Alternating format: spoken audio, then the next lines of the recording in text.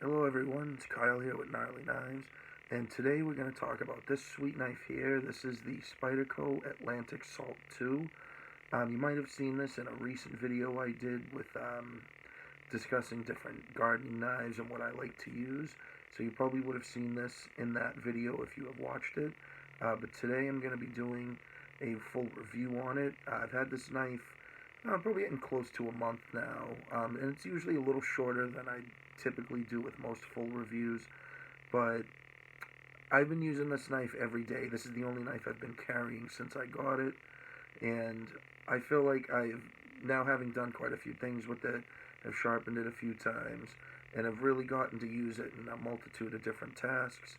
Feel like I have a really good idea about this knife. I really like it a lot, and I feel like, enough time has passed for me to feel confident in doing a full review for you guys.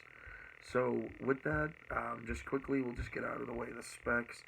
I don't know, for me it's like it's just that information that you want, but it's not the most fun stuff to talk about.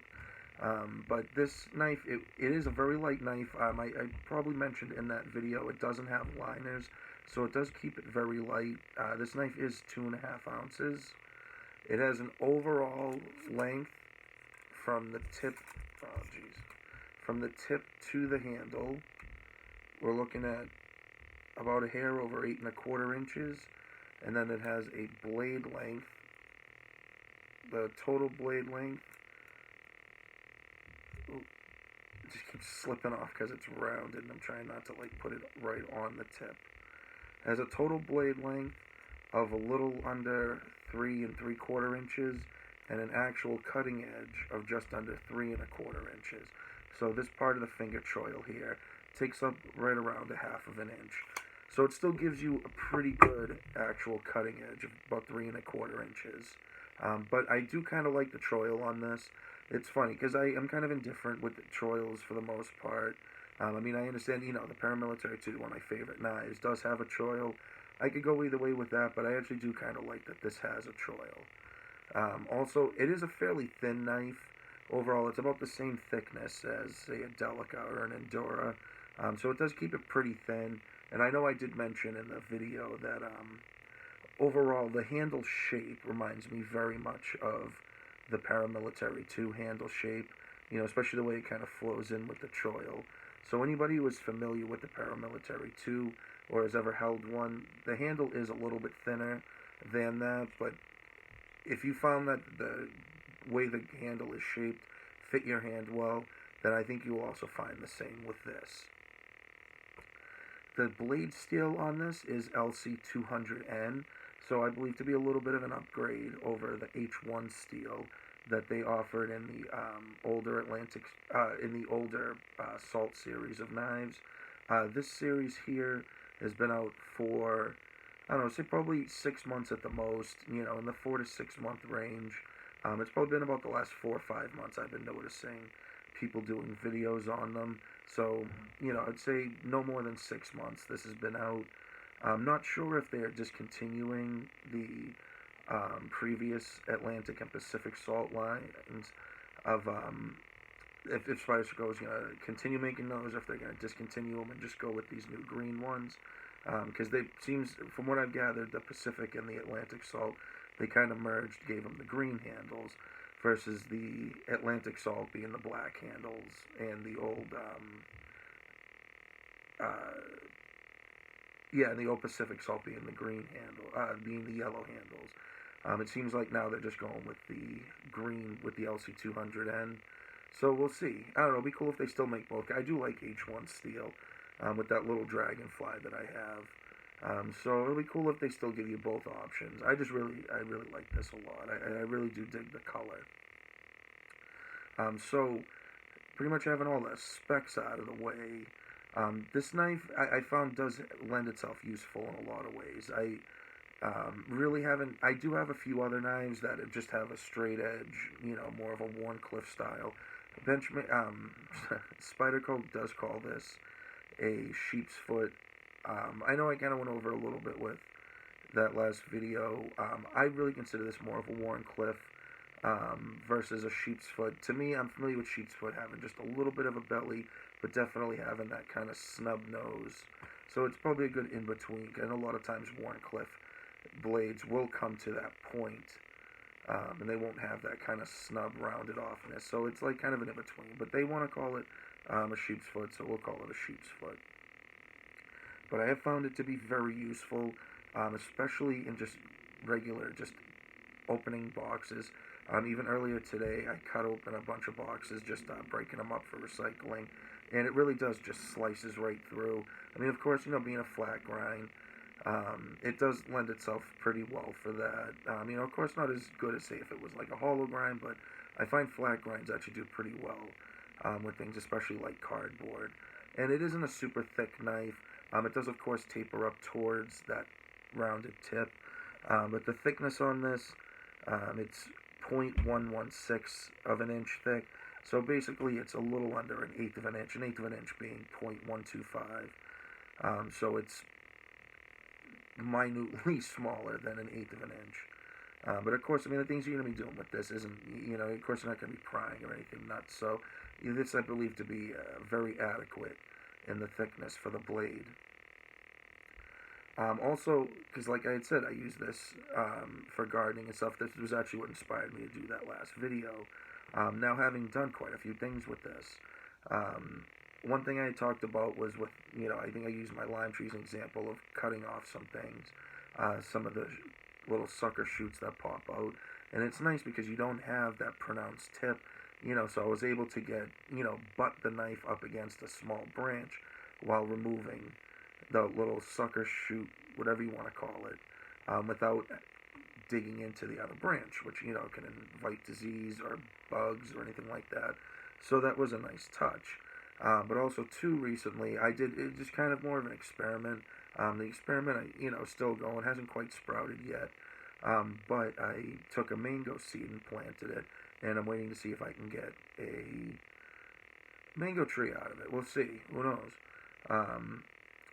But the mango seeds, after you cut the mango, it's in this thick husk. It reminds me a little bit of a corn husk, like on an ear of corn. It's just much thicker, and you can't just peel it off with your hands. But you do need to be very delicate because you don't want to hit the seed with it. And it was nice because I was able to do two things utilizing this blade shape. The first was obviously the point on it, because I had to kind of carve a little section out where I knew the seed wasn't, so I could actually gain entrance to that, husk or coating or shell. It's probably a better way to put it, was like a shell. And of course, any knife would be able to do that. But what made it nice was, what I did was to open it. After I made that little opening, I was able to use, and how wide this tip is, the end of the knife, was able to just poke it in, not even a quarter of an inch, and just kind of pry it while holding it, and was able to just kind of open it up a bit like a clam. So that was kind of cool. Of course, yeah, would I have been able to do it with another knife? Absolutely. But having, a thin tapered point that most knives will have, one, at the very least, would have taken a lot longer, but also I would have had to stick the blade in further to get to a wider point, so I could have used it for actual leverage, in that case hitting probably the seed and, damaging it, which is what I didn't want to do. So in that aspect, I think it makes a great knife for that. And then especially what I think is great too, which I covered a lot more in that video, but the steel, the LC200N, is a fully stainless steel. The steel, it will not rust. And I think that makes a great option for a lot of things, because you don't need to worry about it. I feel like having, either if it's this one or any other knife in the steel, or this,